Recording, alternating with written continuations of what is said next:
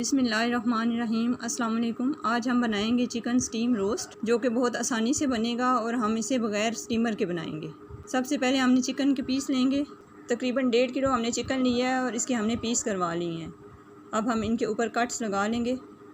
सारे चिकन पे हमने कट्स लगा लिए हैं। अब हम एक पैन या देगची लेंगे और उसमें 2 कप पानी डालेंगे। हम इसमें कुछ मसाले डालेंगे। 1 टेबलस्पून रेड मिर्चों का पाउडर डालेंगे। हाफ़ टी स्पून हमने हल्दी पाउडर डालना है। हाफ़ टी स्पून हम चाट मसाला डालेंगे।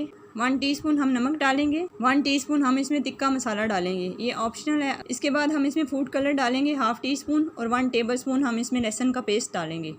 1/4 कप हम इसमें ऑयल डालेंगे। इन सारे मसालों को मिक्स कर लेंगे और फ्लेम को ऑन करेंगे। अब हम इसमें चिकन के पीस रखेंगे।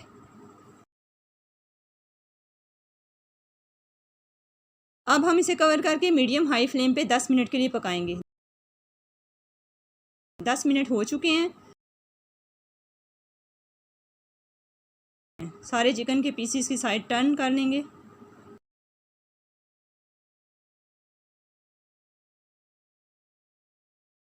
ये देखिए हमने सारे चिकन को पलट लिया है। अब हम इसे दोबारा कवर करेंगे और मीडियम हाई फ्लेम पे मज़ीद 10 मिनट के लिए पकाएंगे। 10 मिनट हो चुके हैं और चिकन हमारा कुक हो गया अच्छे तरीके से। दोबारा हम इसको पलटेंगे और इसके पानी को हाई फ्लेम पे ड्राई कर लेंगे।